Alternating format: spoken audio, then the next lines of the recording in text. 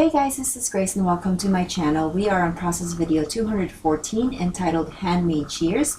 This is my third layout featuring December Flavors of the Month kit from the ScrapRoom Kit Club, specifically featuring the Doodlebug Christmas Magic collection. So you usually get two white cardstocks for each of the Flavors of the Month kit, but since I'm going to do a single page that I am just going to use one cardstock. And this also is my layout for the Freaky Fast Friday challenge for this month. Now I have to let you know that I had a little bit of a hard time with the configurations or the measurements, specific papers to use for this challenge. I think it's because it wasn't in my comfort zone. I feel like there's a lot of pieces, but it wasn't the pieces that I normally use for my scrapbooking, and so I had a hard time with this. So you're going to see me kind of struggle a little bit as far as placement of the papers. The premise of the challenge is so that you have specific papers to use, which will, the idea is that because you are working with just specific parameters, that it will make your scrapbooking faster.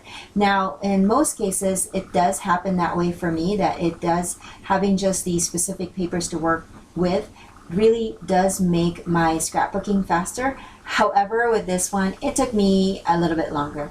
And I'm not really too concerned about that because it still gets me out of my comfort zone. And so now I'm just kind of cutting all of the items. It did ask for some wider strips, some thin strips, and then one, I think it's 4-inch circle. So that's what I'm working on right now. And you're gonna see me kind of struggle as far as like where am I gonna put all of these items. And you're also gonna see me kind of cheat a little bit later on. But first I'm gonna talk about the photos. I have three by 4 photos, and these are photos of my daughter in 2017. We went to a one of those craft shows that the local high school puts together, and they were selling these snowman marshmallows there, and I can't remember how much they were selling it for, but she thought that it was really cute. And as we studied, because that's what we do in craft shows, I don't know about you, but when I go to craft shows, instead of buying things, I study them and I come home and make them. Not because, you know, I don't believe in supporting small handmade businesses, but I don't know, because I have been crafting for a long time. I feel like I can recreate some items. That doesn't necessarily happen all the time, but most of the time that's what I do. Anyways, she was looking at these things and she thought they were adorable, and we kind of looked at it a little bit, and we knew that we could purchase those big marshmallows and all of the M&Ms and all of the cute things ourselves. And so I told her, you can just make it. And so we went home, or we went to the store and got the items, and then we went home and she made them. And she actually made enough that she was able to gift this as to her friends as her Christmas gift to them, and also gave it to our family members. So my boys were really happy that they got some. So here's what I'm telling you that I cheated a little bit. The 1/4 inch strip of red paper all along the edges of my white cardstock is actually something that was not part of the Freaky Fast Friday challenge measurements. I just think that my photos were floating if I left that white. So I did cheat a little bit, and that's what I did.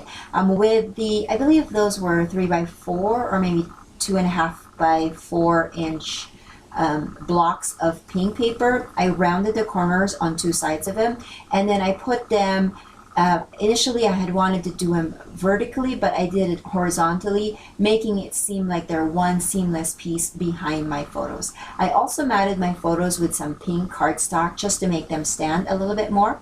And then now I had pulled out all of the die cuts that I wanted to use with this particular kit.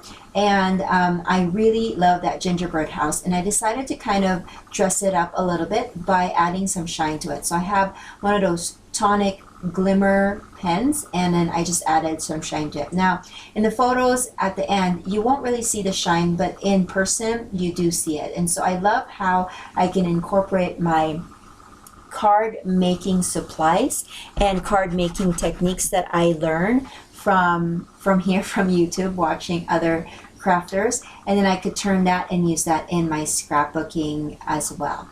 And so here I'm just kind of putting everything together. Again, this is going to be after I have figured out the placement of my papers and my photos. This is going to go pretty fast. I also pre-printed my journaling already, and I am going to put that on the bottom. Now the 4-inch circle, I decided to cut a little bit of that and then put the smaller part of it on the bottom, just to give it a little bit balanced look or design on my page.